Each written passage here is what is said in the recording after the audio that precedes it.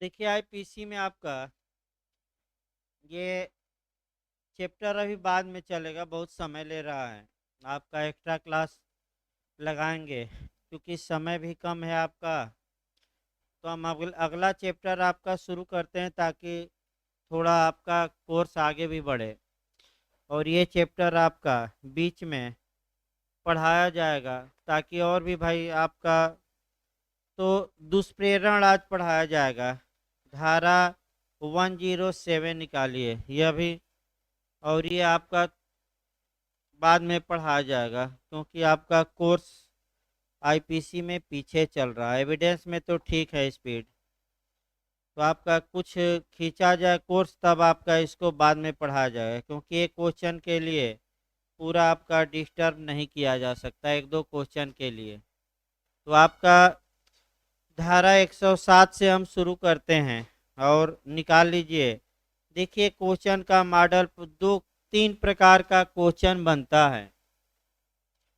जो ये अध्याय 5 है उससे आपका जो फुल क्वेश्चन बनता है तीन प्रकार का मुख्य रूप से बनता है। देख लिया जाए तब आपका ये प्रयास किया जाए कि तीनों क्वेश्चन आज समाप्त हो जाए। हल्का सा स्पीड आज से बढ़ाई जा रही है।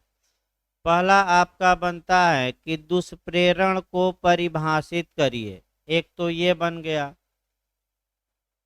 तो यानी कि एबेटमेंट को डिफाइन करिए।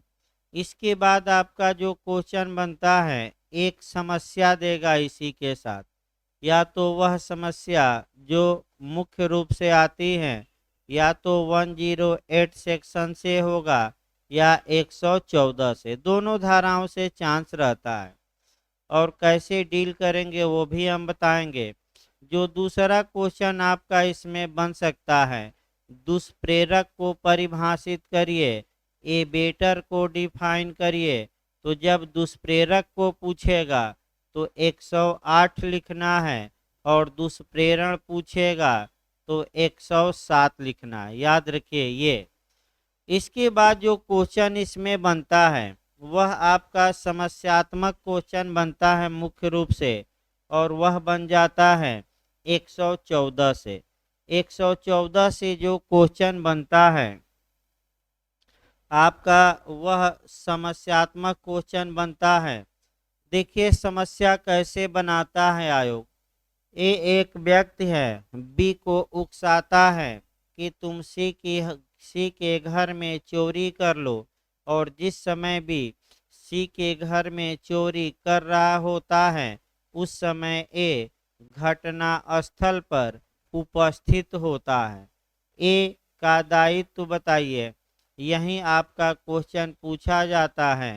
तो आपका सतर्क ये रहना है कि ए अब चोरी के दुष्प्रेरण के लिए दोषी न होकर, क्योंकि घटना स्थल पर उपस्थित है, तो डायरेक्ट चोरी के अपराध के लिए उत्तरदायी होगा। अब ये जो कवर होगा सेक्शन 114 से, यानी कि इस पर समस्या बनने का चांस रहता है। तो तीनों मॉडल शुरू किया जाए। आपका जो पहला मॉडल है कि दुष्प्रेरण को परिभाषित करते हुए इसके आवश्यक तत्वों का उल्लेख करिए। देखिए आप इसकी शुरुआत कैसे करेंगे। जब भी दुष्प्रेरण को परिभाषित करिए, आपका शुरुआत कैसे करेंगे। आपका सामान्य नियम यह है कि किसी अपराध के लिए यह आवश्यक है कि आपराधिक कार्य किया गया हो और वह कार्य पूर्ण हो गया हो। यानी कि कोई आपराधिक कार्य किया गया हो और वह कार्य एब्सोल्यूट हो गया हो, पूर्ण हो गया हो। लेकिन यह विधि का पूर्ण नियम नहीं है। दुष्प्रेरण, आपराधिक षड्यंत्र और आपराधिक प्रयत्न इसका अपवाद है। जहाँ की कार्य सफल पूर्ण न हुआ हो फिर भी व्यक्ति उस कार्य के लिए दंडित किया जाता है। तो भाई आपका प्री में बताया गया अपरिपक्व अपराध या अपूर्ण अपराध, यानी कि ये जो एबेटमेंट हम बताएंगे ये परिपक्व नहीं बल्कि कैसा अपराध है, इनसिएंट ऑफेंस या अपरिपक्व या अपूर्ण। अपूर्ण का मतलब कि कार्य की पूर्ति होना संभव नहीं है। आपने कार्य किया, आप असफल भी हो गए, वह कार्य नहीं हुआ, फिर भी आप दंड के भागी होंगे। फिर आपको ये तो भूमिका में जरूर ऊपर दिखाना है कि आपका यह जो हम माने लिख रहे हैं ये कैसा है, एक अपरिपक्व अपराध है, सामान्य नियम का उल्लेख करते हुए।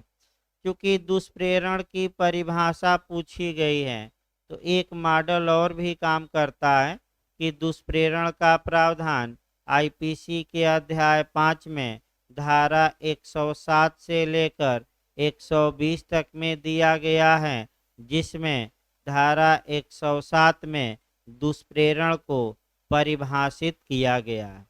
दुष्प्रेरण का शाब्दिक अर्थ होता है किसी व्यक्ति को उत्प्रेरित करना या उकसाना, लेकिन विधिक अर्थों में दुष्प्रेरण आपका 107 के तहत दिया गया है 3 प्रकार से हो सकता है। तो तीनों प्रकार कौन कौन है जिससे कि दुष्प्रेरण हो सकता है? तो आपका यानी कि वह व्यक्ति किसी बात के किए जाने का दुष्प्रेरण करता है। अब यहाँ से शुरू करेंगे धारा 107 से, उसके बाद 3 खंड अलग अलग लिखेंगे।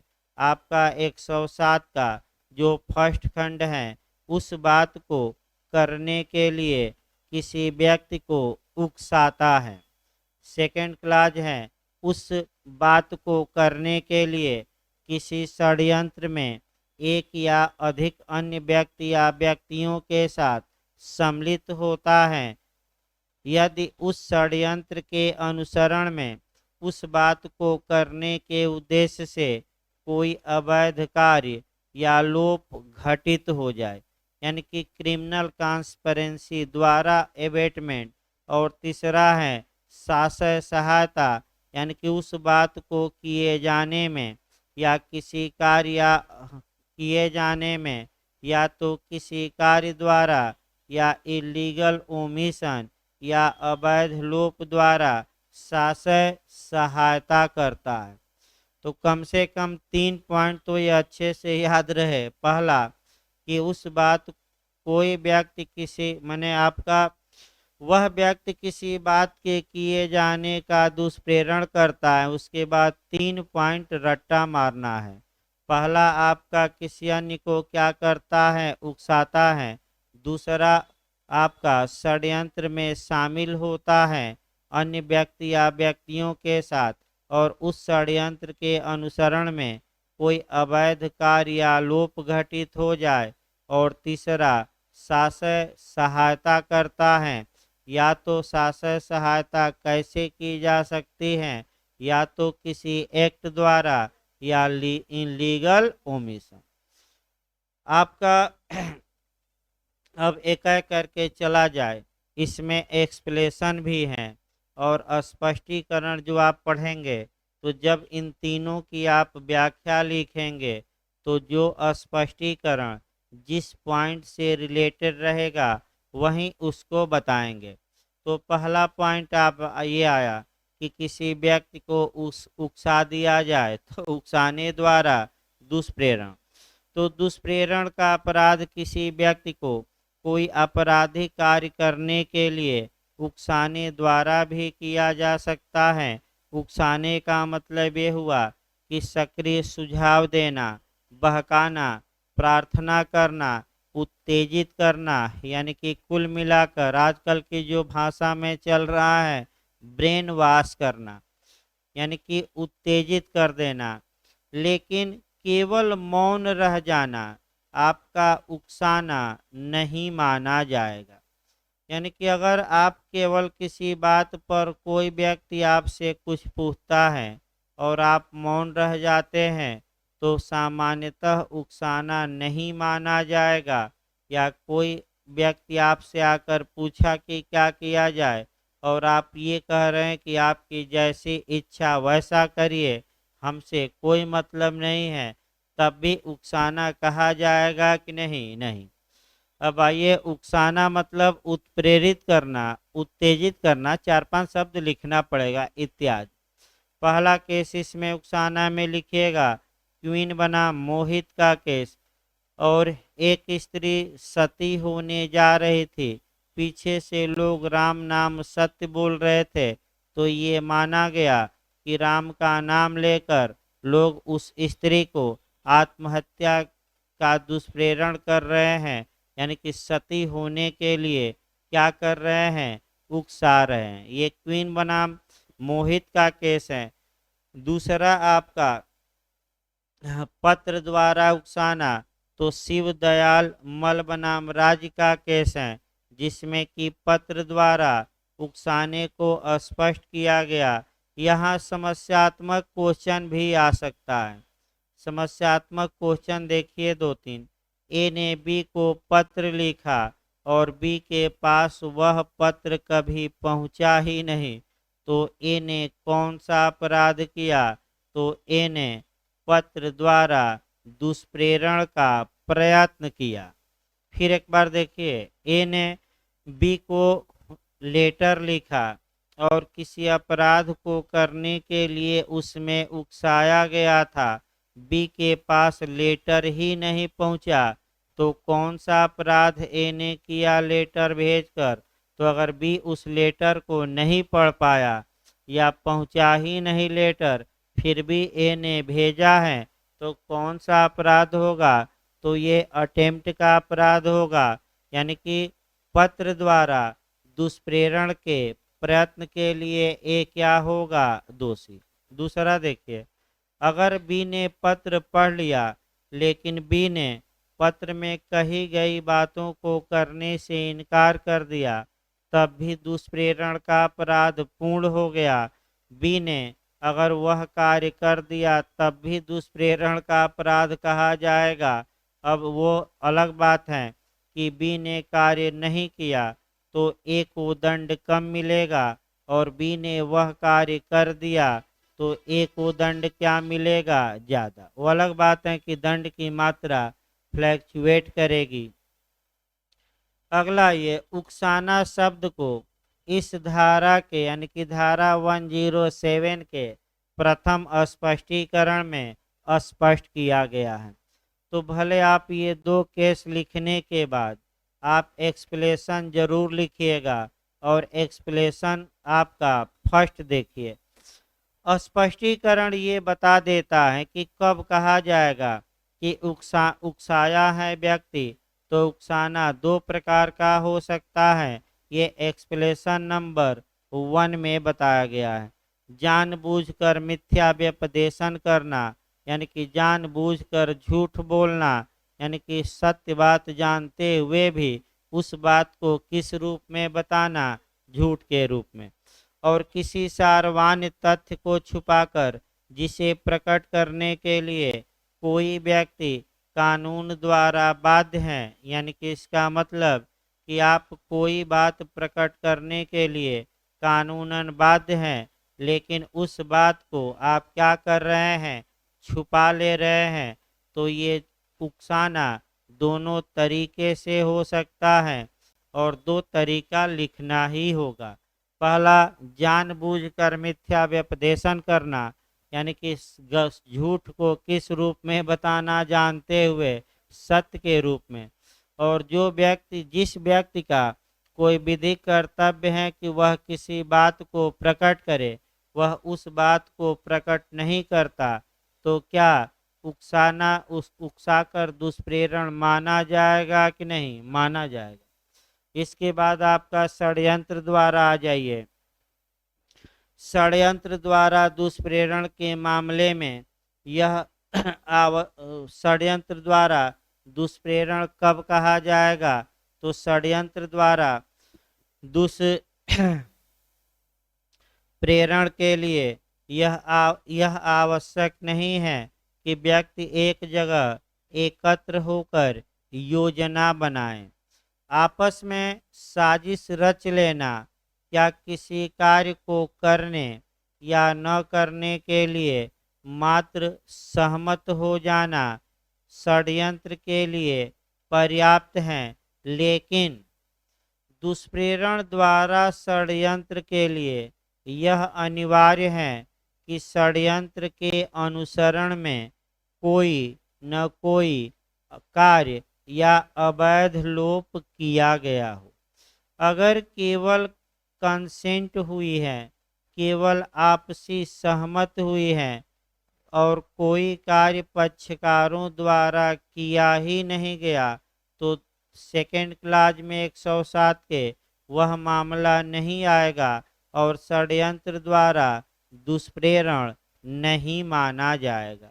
षड्यंत्र शब्द को परिभाषित इस धारा में नहीं किया गया है, तो क्रिमिनल कॉन्स्पिरेसी को आईपीसी की धारा 120 ए में परिभाषित किया गया। परिभाषा उतना नहीं लिखनी है क्योंकि आपका 120 ए अलग से पूछा जाता है, उसको हम अलग से बताएंगे। अगर आप लिखना ही चाहते हैं तो जबकि दो या दो से अधिक व्यक्ति कोई अवैध कार्य या कोई ऐसा कार्य जो अवैध न हो, अवैध साधनों द्वारा करने या करवाने को के लिए सहमत होते हैं, तो ऐसी सहमति ही क्रिमिनल कॉन्स्पिरेसी कही जाएगी। यदि अपराध के लिए सहमत हुए हैं लोग, तो उस दिशा में कोई कार्य किया जाना या अवैध लोप किया जाना आवश्यक नहीं है। जैसे कि ए और बी रजामंद हो गए कि चलो हम लोग सी की हत्या कर देंगे या करवा देंगे, तो भले वो ए और बी हत्या के लिए कुछ न किए हों, मात्र इनकी रजामंदी ही दंडित करेगी, दंडनीय बना देगी। लेकिन 107 का सेकेंड क्लाज में ए और बी द्वारा साजिश के अनुसरण में कुछ न कुछ कार्य किया जाना क्या है, आवश्यक। लेकिन 120 ए में कोई भी कार्य किया जाना आवश्यक नहीं है, मात्र क्या हो जाना पर्याप्त है अपराध को करने या करवाने के लिए, नहीं कहते सहमत, सहमत ही पर्याप्त है। आगे हम बताएंगे। इसके बाद जो दुष्प्रेरण का तीसरा तरीका है साशय सहायता, यानी कि साशय सहायता का मतलब आशय के साथ सहायता देना।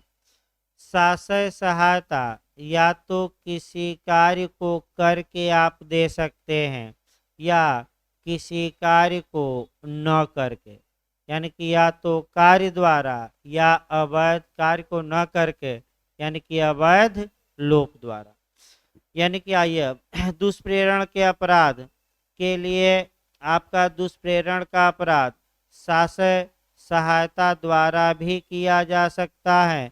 ऐसी साशय सहायता या तो अपराध के पूर्व दी जा सकती है या अपराध के समय दी जा सकती है, और साशय सहायता पहुंचाने वाला ये जानता है कि कोई अपराध किया जा रहा है या किसी अपराध के किए जाने की संभावना है, और ऐसी सहायता द्वारा वह अपराध सुकर हो जाएगा, यानी कि आसान हो जाएगा। साशय सहायता शब्द को इस धारा के सेकंड स्पष्टीकरण में स्पष्ट किया गया है। तो साशय सहायता का मतलब क्या हुआ, यानी कि आशय के साथ आप हेल्प कर रहे हैं तो उसका मतलब लिखना होगा। और बेयर एक्ट न याद रहे तो मैं तोड़ रहा हूँ बेयर एक्ट, आप तोड़ कर लिखिएगा। देखिए पहला, आपका साशय सहायता कार्य करते समय या कार्य के पहले दिया जा सकता है। आपका या तो कोई कार्य करके या कोई अवैध लोप करके, लेकिन ऐसा कार्य जो किया जा रहा है आपके कार्य द्वारा या आपके लोप द्वारा वह कार्य सुकर हो गया हो। सुकर मने क्या हो गया हो, आसान। अब आइए 3-4 उदाहरण देखिए। इसमें कभी काल समस्यात्मक क्वेश्चन भी आ सकते हैं। साशय सहायता पर आपका पहले कार्य देखा जाए। देखिए आपका एक नौकर है और इस आशय से दरवाजा खुले रखता है, माने खोलता है कि रात में चोर आएंगे और मालिक के सामान को चुरा कर लेकर चले जाएंगे। तो आपका ऐसी दशा में वह शासक सहायता द्वारा उस चोरी के दुष्प्रेरण के लिए दंडित होगा। कार्य द्वारा आसान हो गया कि नहीं, काम उसके कारण आसान हो गया। इसके बाद बाइगेमी का मामला आता है। इम्परर बनाम उमी का केस लिख सकते हैं। इम्परर बनाम उमी का केस बहुत पूछा जाता है। एक आपका पुजारी ये जानता है कि ये विवाह अवैध है, फिर भी उस विवाह को संपन्न कराता है और विवाह आसान हो जाता है। तो बताइए पुजारी जी ने कार्य करके शासक सहायता दी कि अवैध लोप द्वारा, कार्य द्वारा। तो अवैध लोप का एक उदाहरण देखा जाए, पुलिस वालों पर अवैध लोप का उदाहरण सटीक बैठता है। दो पुलिस वाले रास्ते में गश्त कर रहे थे। उनको सूचना मिलती है कि कुछ लुटेरे इधर आ रहे हैं और इस गांव में लूट करेंगे, लेकिन पुलिस वाले इस आशय से उस रास्ते से हट जाते हैं और जैसे ही पुलिस वाले हटे, लुटेरों का कार्य आसान हो गया। लुटेरे गांव में लूटपाट किए और वहां से चंपत हो गए। तो क्या पुलिस वालों ने दुष्प्रे अवैध लोप द्वारा माने शासक सहायता द्वारा दुष्प्रेरण किया कि नहीं किया? क्योंकि अवैध लोप किए और उसके कारण लुटेरों का कार्य क्या हो गया, आसान। तो ये अवैध लोप का मतलब ये हुआ, अवैध लोप का मतलब ये हुआ कि जो विधिक कर्तव्य किसी व्यक्ति पर है, उस विधिक कर्तव्य को उस व्यक्ति ने निभाया कि नहीं निभाया, नहीं निभाया। तो हम कहेंगे कि वह व्यक्ति क्या किया, इलीगल ओमिशन या अवैध लोप। एक लास्ट उदाहरण देखे भाई, मेंस में इतना पर्याप्त है। उदाहरण के रूप में हम बता दें, उदाहरण के रूप में आप ये कह सकते हैं कि एक जेलर है जिसका विधिक कर्तव्य है कि वह कैदी को भोजन दे, और वह कैदी को भोजन नहीं देता। इसका मतलब कि जेलर ने कार्य नहीं किया बल्कि इनलीगल ओमिशन किया, और अगर कैदी मर जाता है तो जेलर अवैध लोप द्वारा मृत्यु के लिए उत्तरदायी होगा। इस प्रकार आपका एक क्वेश्चन जो 107 पर था वो समाप्त हुआ। अब अगला क्वेश्चन का लेक्चर कम से कम 2 हो जाए ये चैप्टर, तब लिखवा जाए, तुरंत भाई लिखवाना भी है। उमी उमी वही आपका विवाह हो रहा था, पुजारी विवाह कराता रहा था, वह उमी है। हाँ विवाह वाला था। अगला देखिए आपका अब देखिए आपका अगला क्वेश्चन क्या आ सकता है, और इसी में आपका समस्यात्मक प्रश्न भी पूरा चांस है। यानी कि पूरा चांस जो अगला क्वेश्चन हम बता रहे हैं, एक समस्या बनने का पूरा चांस रहता है। प्रयास ये करिए कि जितनी समस्याएं हैं आपका 108 सेक्शन में, सभी समस्याओं को भाई कैसे डील किया जाएगा तैयार रखिए।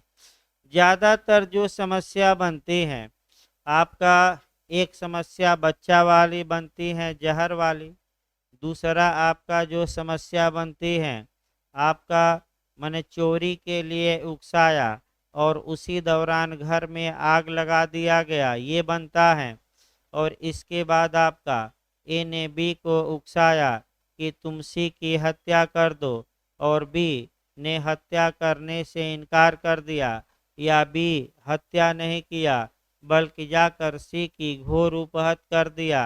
तो ये सब आपकी जो समस्याएं हैं ये किस धारा से कवर होगी, 108 से। तो फिर एक बार सतर्क किया जा रहा है कि प्री में भी और मेंस के लिए भी आप समस्याओं को कैसे सॉल्व करेंगे, मैं एक दो समस्या लिखवाया हूँ और लिखवाया जाएगा जल्दी ही। लेकिन पहले आपका देखिए फुल क्वेश्चन कैसे लिखेंगे। दुष्प्रेरक को परिभाषित करिए, यानी कि एबेटर को, दुष्प्रेरण नहीं, अब किसको हम बता रहे हैं, दुष्प्रेरक को परिभाषित करिए, ये दे देगा। इसके बाद एक पुछल्ला समस्या देगा, यानी कि आपका जो समस्या देगा एक पुछल्ला समस्या देगा। जैसे कि समस्या दे दिया कि एक व्यक्ति एक बालक बी को, जो 6 वर्षीय बालक है, उकसाता है और एक गिलास में पानी में जहर मिलाकर देता है कि जाओ सी को ये पानी दे दो, और उस उकसाहट में वह बालक वह पानी सी को न देकर डी को दे देता है। डी पानी पीता है और मर जाता है क्योंकि उसमें जहर रहता है। इस उदाहरण में ए का दायित्व और बालक के दायित्वों की चर्चा करिए। तो बालक एब्सोल्यूट रूप से बचाव का हकदार होगा 82 आईपीसी के तहत, क्योंकि अगर बालक की एज 7 वर्ष से कम है तो बालक ने कोई अपराध नहीं किया, लेकिन जो बालक से अपराध करवाया है वह हत्या के दुष्प्रेरण के लिए दोषी होगा।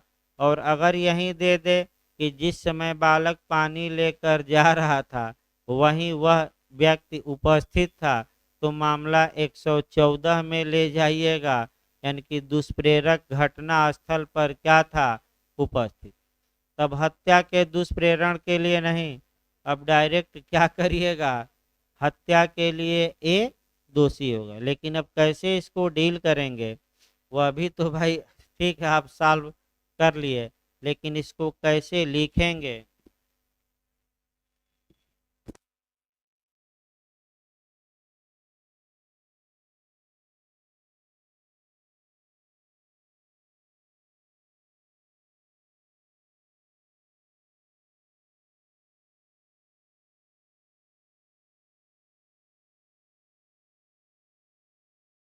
देखिए आपका दुष्प्रेरक को परिभाषित किया जाए, और प्रयास ये करिए कि परिभाषा के साथ साथ जो 5 स्पष्टीकरण दिए गए हैं, 5 एक्सप्लेशन दिए गए हैं, भाई देखिए इसको हर हाल में तैयार करना ही होगा और कोई उपाय नहीं है।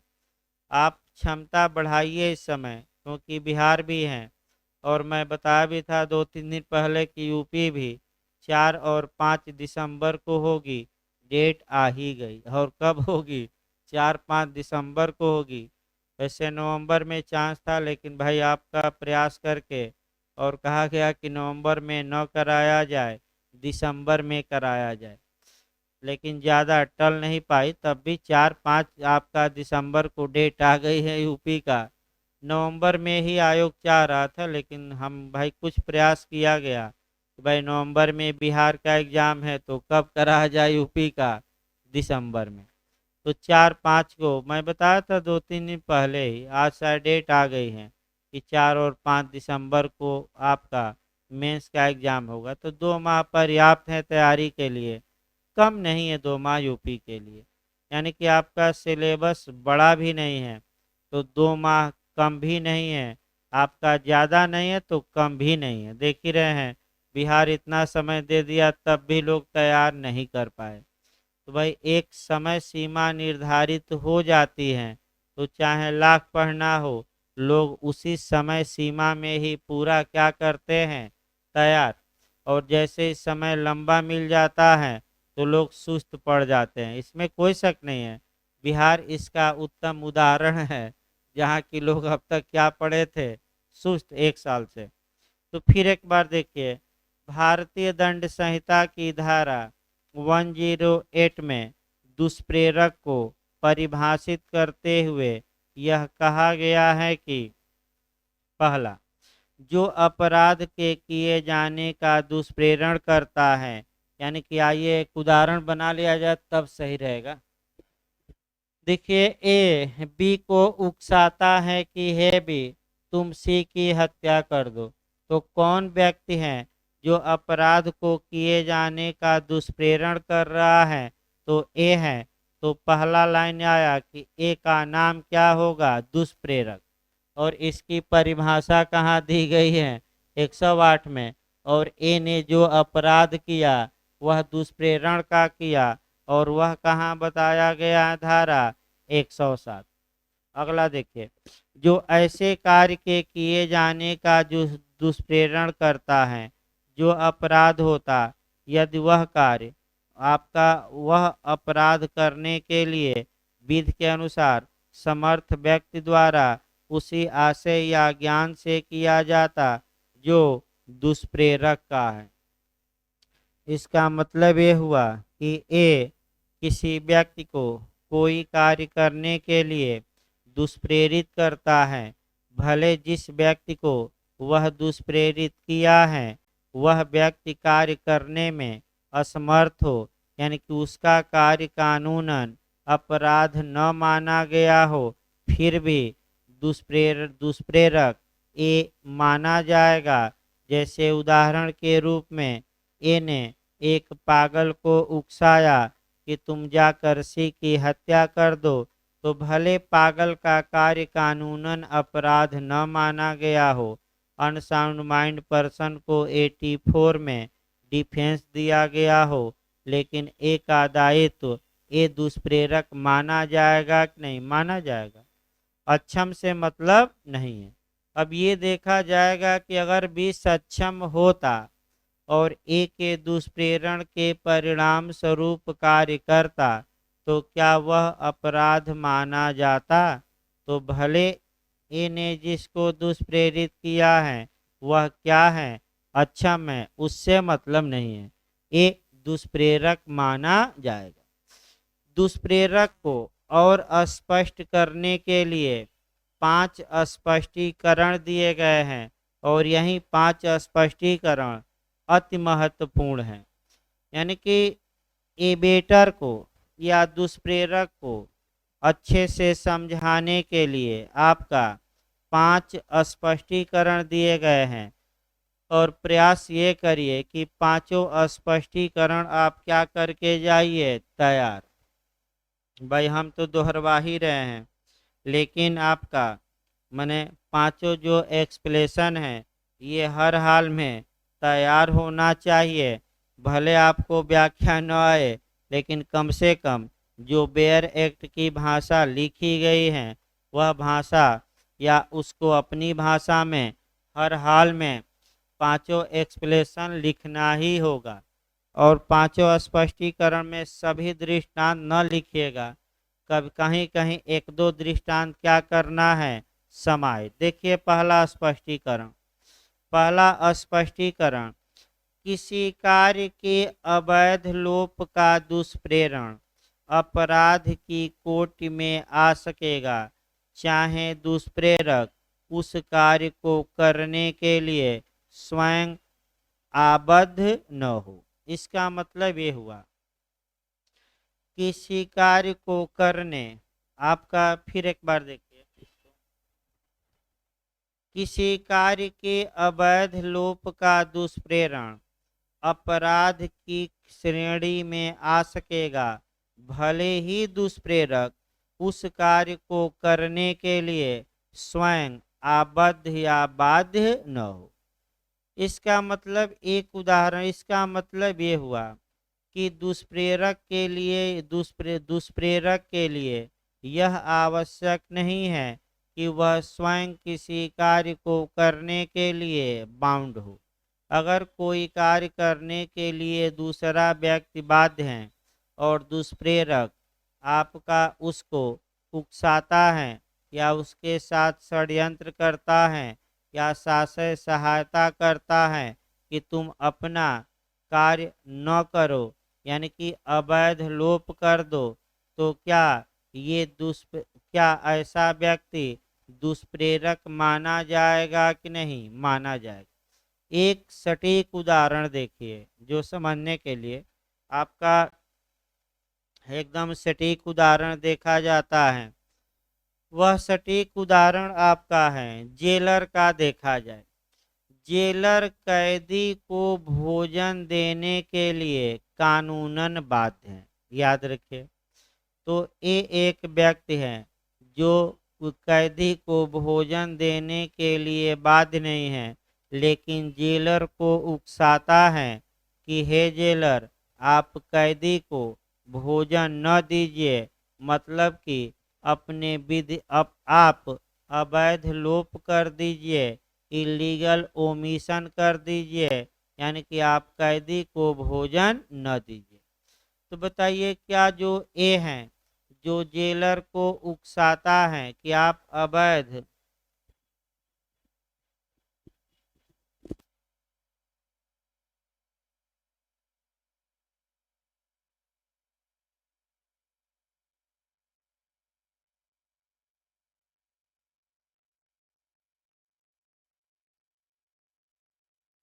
जैसे कि इस उदाहरण में आपका ए कैदी को भोजन देने के लिए स्वयं बाध्य नहीं है, बाध्य कौन है? जेलर।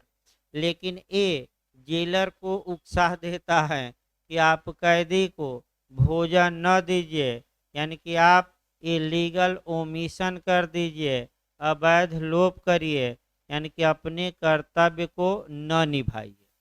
तो क्या ए दुष्प्रेरक माना जाएगा कि नहीं?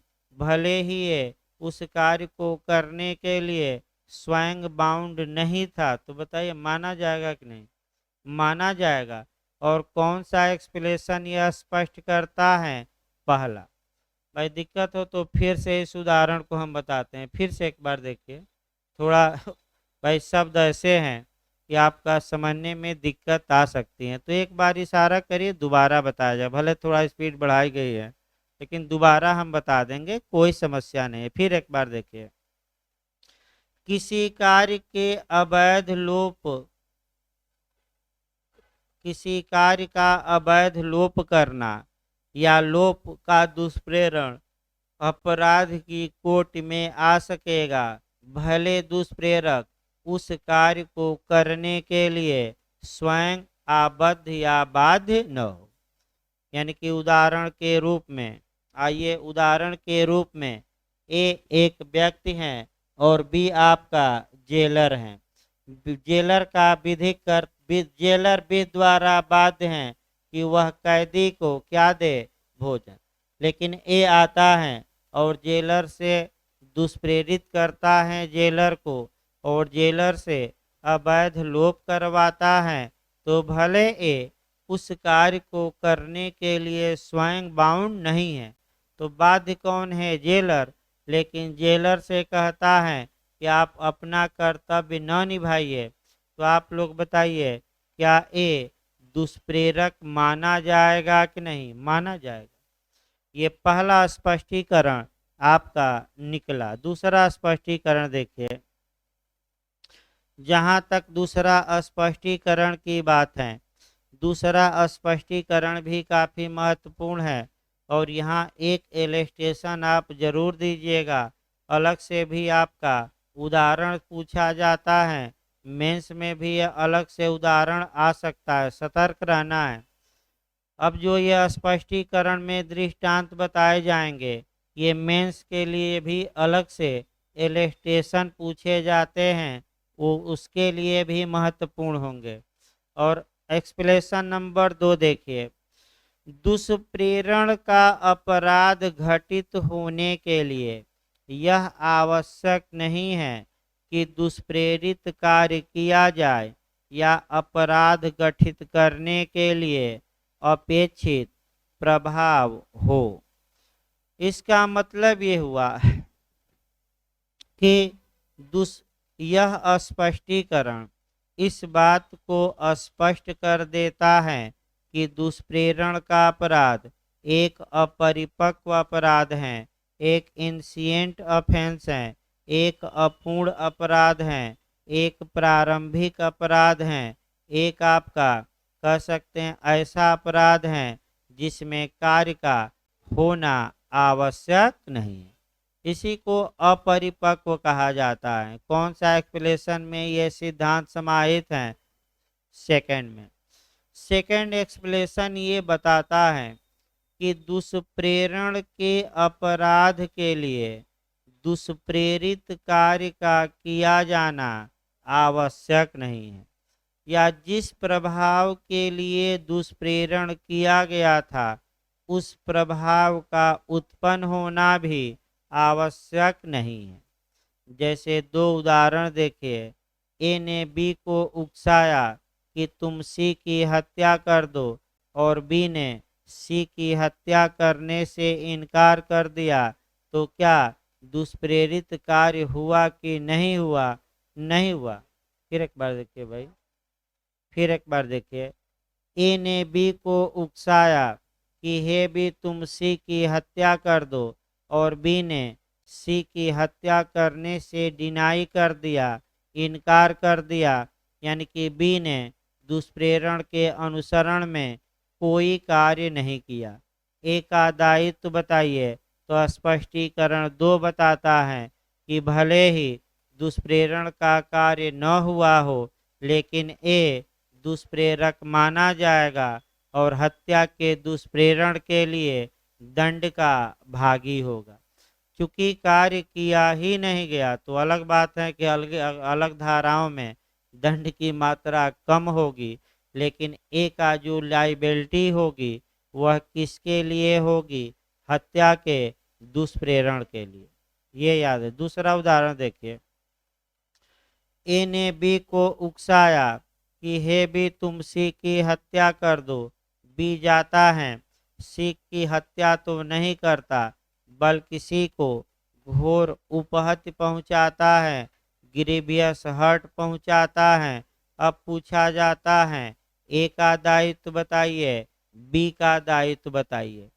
तो स्पष्टीकरण 2 ये भी बताता है कि दुष्प्रेरण के लिए यह आवश्यक नहीं है कि अपेक्षित परिणाम उत्पन्न ही हो जाए, यानी कि बी जाकर सी की हत्या ही कर दे। अगर बी जाकर सी को साधारण चोट पहुंचा दे या गंभीर चोट पहुंचा दे, तो ए हत्या के दुष्प्रेरण के लिए क्या होगा? दोषी। अब बी का दायित्व क्या होगा?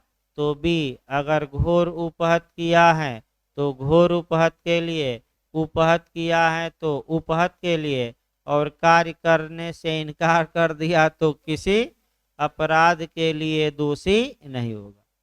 3 कंडीशन हम बता रहे हैं। 4 कंडीशन अब देखिए। 3 कंडीशन।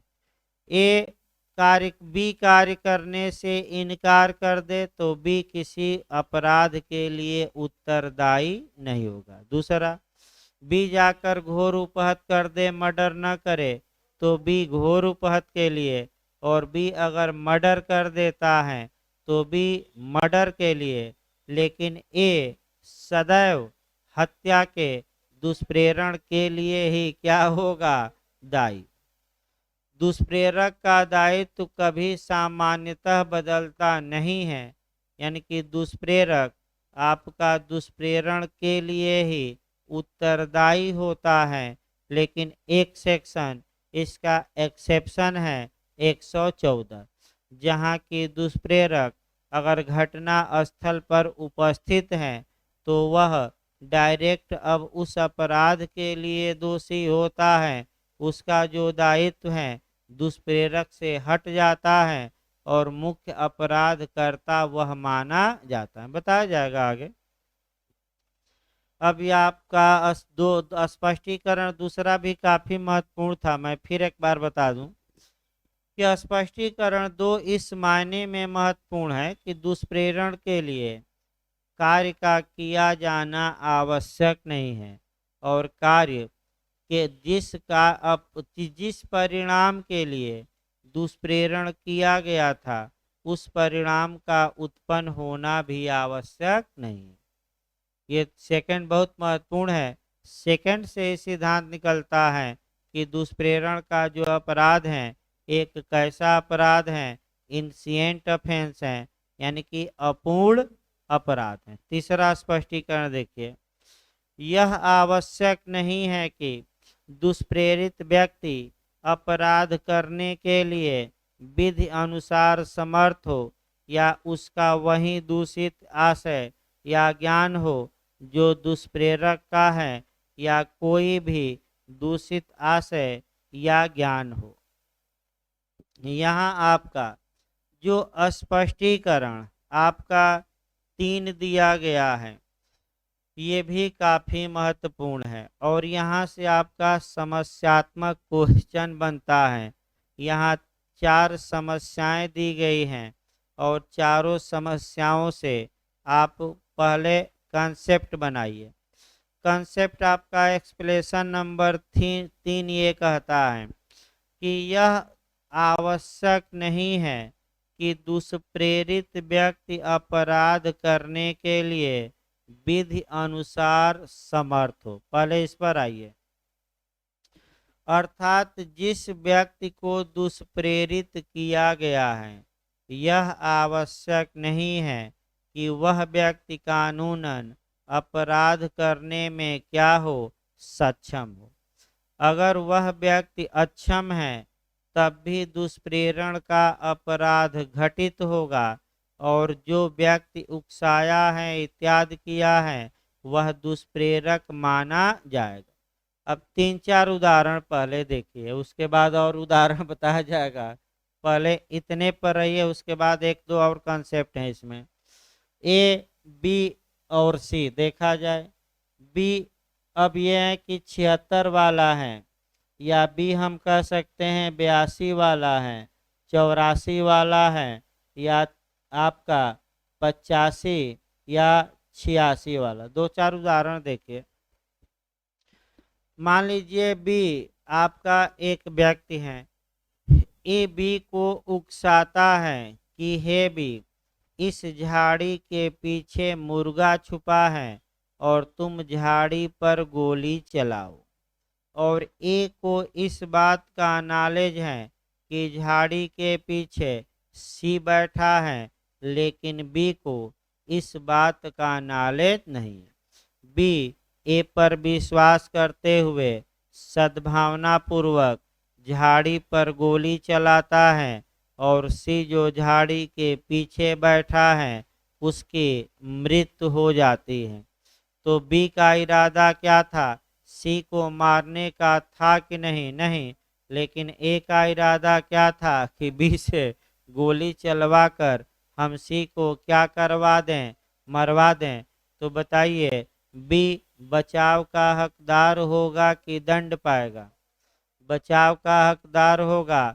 और किस धारा के तहत? 76। भाई भूल हो गई, यानी कि आपका क्या हो गई, तथ्य की भूल। उसने मुर्गा समझा और किसको मार दिया, आपका आदमी को। लेकिन ए का दायित्व बताइए, क्या ए बचाव का हकदार होगा? नहीं। तो ए सी की हत्या के दुष्प्रेरण के लिए क्या होगा, दंडनीय। और ए को 108 के एक्सप्लेनेशन नंबर 3 में दुष्प्रेरक माना जाएगा। ये सब स्पष्टीकरण किसको बता रहे हैं? दुष्प्रेरक को। भाई किसको बता रहे हैं? तीसरा हम दूसरा देखिए उदाहरण। मान लीजिए ए एक 6 वर्षीय बच्चा है, नहीं बी, और ए उसको उकसाता है कि तुम सी के भोजन में जहर डाल दो। वह बच्चा जाता है, सी के भोजन में जहर डाल देता है। तो बी 82 का बचाव ले लेगा, लेकिन ए का दायित्व क्या होगा, दुष्प्रेरक माना जाएगा कि नहीं? माना जाएगा। और हत्या के दुष्प्रेरण के लिए क्या होगा, जिम्मेदार। और अगर वहाँ उपस्थित हैं तो दुष्प्रेरण के लिए नहीं, डायरेक्ट किसके लिए, हत्या। और मामला भी हम बताएंगे, हमारा तो मुश्किल है वो धारा आना, लेकिन कल आ ही जाएगी हर हाल में। 114। अगला दृष्टांत देखिए। अब ए बी को बी एक अनसाउंड माइंड पर्सन है।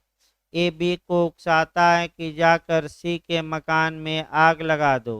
बी मकान में आग लगा देता है। बी किसी अपराध का दोषी नहीं होगा, क्योंकि 84 का वह क्या पाएगा, बचाव। लेकिन ए मकान में आग लगाने द्वारा रिष्टि के लिए आपका दुष्प्रेरण के लिए क्या होगा, उत्तरदायी। तो और भी उदाहरण 2 बूंद वाले का भी देख सकते हैं। और सुबह भी उदाहरण बताया गया, बहुत खतरनाक होता है 2 बूंद। 2 बूंद लेकर और आपने देखा कानपुर में ट्रैक्टर टाली ही पलट गई और तमाम लोग ड्राइवर के 2 बूंद के कारण कहाँ पहुंच गए, ऊपर। तो भाई 2 बूंद में ताकत भी है तो खतरा भी है। खतरा ये है कि अगर ड्राइवर 2 बूंद ले ले तो चूंकि वह कैप्टन होता है और कैप्टन डूब गया तो सभी लोग क्या होंगे, डूब ही जाएंगे। तो आपका बहुत दर्दनाक हादसा कहिए, यानी कि आपका 2 बूंद ने क्या करा दिया। और 2 बूंद मुख्यमंत्री भी बना देता है। जैसे हमारे पंजाब के सीएम हैं मान जी, 2 बूंद हमेशा लिए रहते हैं और क्या बन गए, सीएम। अभी विदेश गए थे तो जहाज से ही उतार दिया गया 4 घंटे के लिए कि आप नशा किए हैं, यानी कि 2 बूंद लिए हैं और आप अभी यात्रा कर सकते हैं कि नहीं, नहीं। वो हल्ला मचा तो भाई क्या करे, आप वाले बचाव लिए कि आपका इसके लिए नहीं उतारा गया, अन्य कारणों से उतारा गया, तो अलग बात है। लेकिन आपका 2 बूंद में क्या होती है, तो भी एक व्यक्ति है 2 बूंद ले लिया है, उसका मस्तिष्क काम करना बंद कर दिया है, चाहे स्वेच्छा से लिया हो या किसी ने जबरदस्ती दिया हो। और उसी दौरान ये उकसाता है कि यही मौका है, 20 से अपराध हम क्या करें, करवा दे कि जाओ जाओ ये ट्रैक्टर गाड़ी चलाओ और चला के इन लोगों को रौंद डालो या इन लोगों पर चढ़ा दो ट्रैक्टर, यही समय है। तो ये दंड का भागी होगा, ये दुष्प्रेरक माना जाएगा, भले भी 2 बूंद का क्या ले ले, बचाओ। अनैच्छिक है तो आपका 85 में और स्वैच्छिक है तो 86 में, वो अलग बात है, बताया जाएगा। अगला देखिए, अभी समाप्त नहीं हुआ आपका, अभी एक एंगल से चला गया। देखिए अगला भी, या उसका वही दूषित आशय या ज्ञान हो जो दुष्प्रेरक का है, यानी कि जो ये पागल और बच्चा हम बता रहे हैं, यह जरूरी नहीं है कि इन पागलों और बच्चों का वही आशय हो जो दुष्प्रेरक का है।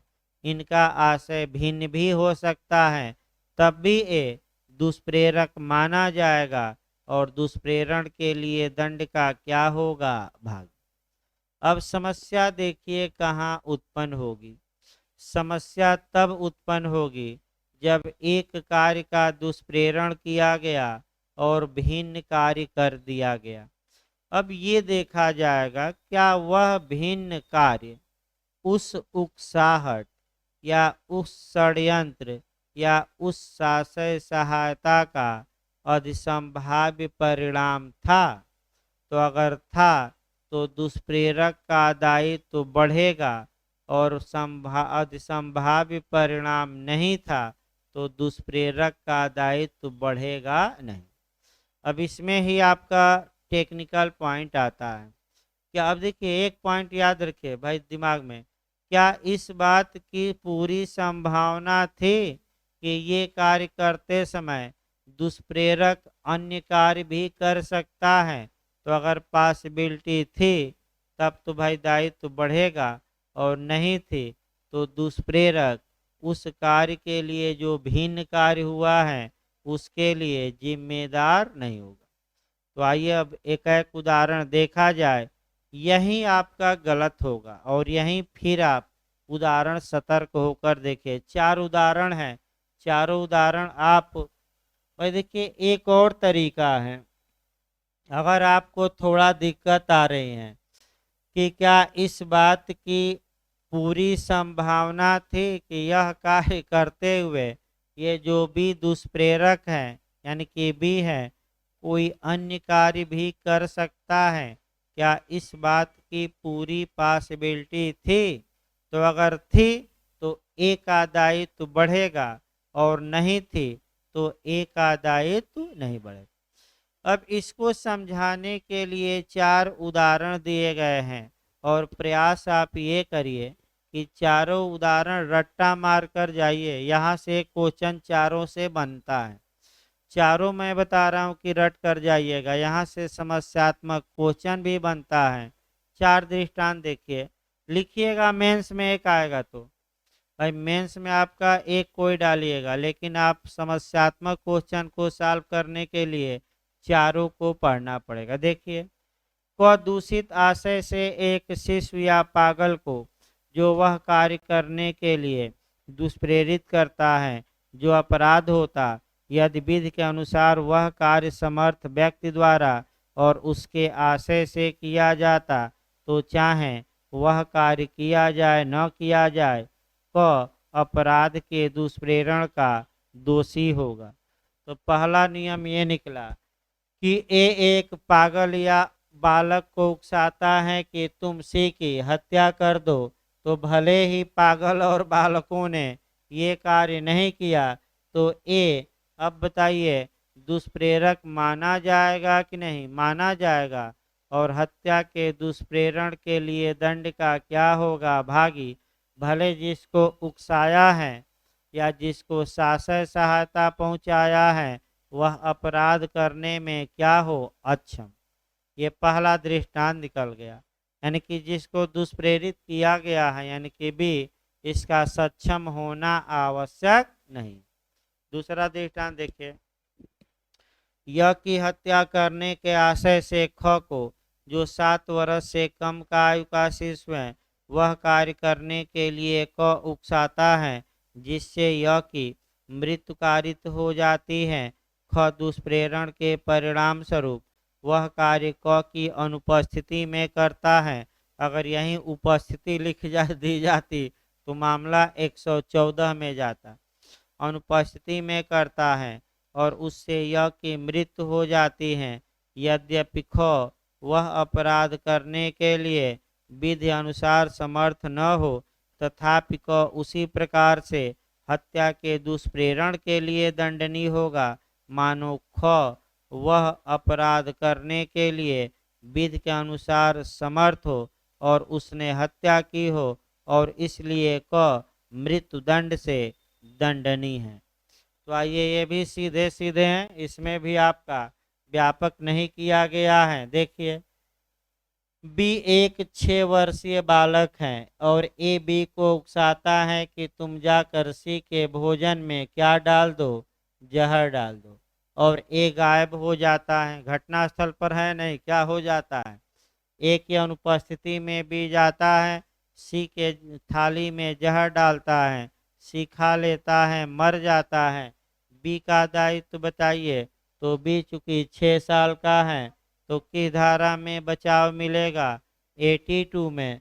और ए का दायित्व बताइए, तो ए हत्या के दुष्प्रेरण के लिए दोषी होगा और आपका मृत्यु दंड से क्या होगा, दंडनीय। ये भी सीधे सीधे उदाहरण, कहीं संभाव्य अधसंभाव्य अभी नहीं आया, ये भी उदाहरण क्या रहा, सीधे रहा।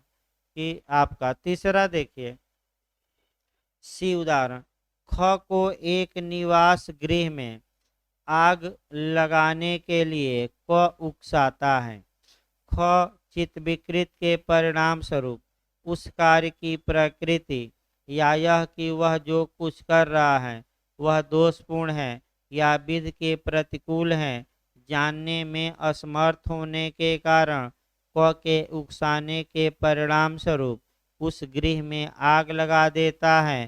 ख ने कोई अपराध नहीं किया किंतु क एक निवास गृह में आग लगाने के अपराध के दुष्प्रेरण का दोषी होगा। ये भी सीधे सीधे आपका उदाहरण मिला। अब आइए, बी 84 वाला है और ए बी को उकसाता है कि तुम सी के घर में क्या लगा दो। इस उकसाहट के परिणाम स्वरूप बी जाता है, सी के घर में आग लगा देता है। बी चूंकि अनसाउंड माइंड पर्सन है तो धारा 84 इसे क्या देगी, बचाव। लेकिन ए का दायित्व बताइए, तो ए अग्नि द्वारा रिष्ट के लिए, अग्नि द्वारा रिष्ट के दुष्प्रेरण के लिए क्या होगा, दोषी। ए को बचाव नहीं मिलेगा, लेकिन बी क्या होगा, बच जाएगा। आइए चौथा दृष्टांत देखिए। क चोरी कराने के आशय से य के कब्जे में से य की संपत्ति लेने के लिए ख को उकसाता है। ख को यह विश्वास करने के लिए क उत्प्रेरित करता है कि वह संपत्ति क की है। ख उस संपत्ति को इस विश्वास से कि वह क की है सद्भावना पूर्वक लेता है। बाद में पता लगता है कि वह संपत्ति तो दूसरे की थी। तो आइए एक उदाहरण देखा जाए, छाता का उदाहरण देखा जाए। बहुत समय हो गया छाता पर आपका लास्ट में, तब ब्रेक दिया जाए भाई थोड़ा। देखिए आपका मान लीजिए ए बी से कहता है कि हे बी, ये जो छाता रखा गया है ये मेरा छाता है और तुम जाकर इस छाते को क्या करो, उठा लो। बी सद्भावना पूर्वक कार्य करता है, ए की बातों पर विश्वास करते हुए गुड फेथ में, बेईमानी से नहीं, जाता है छाता उठा लेता है। बाद में पता लगता है कि ये छाता ए का नहीं था बल्कि किसका था, सी का। और सी बी पर छाते की चोरी के लिए मुकदमा करता है। तो बी अपना बचाव लेता है और धारा 76 का कि हमसे मिस्टेक ऑफ क्या हो गया, फैक्ट। ये mistake of fact good faith में हुआ और किसने हमें दुष्प्रेरित कर दिया था, ए ने। हमें तो नॉलेज ही नहीं था कि ये छाता आपका है। तो बी बचाव का हकदार होगा और किस धारा में बचेगा। अब ए छाते की चोरी के दुष्प्रेरण के लिए दंड का क्या होगा, भागी।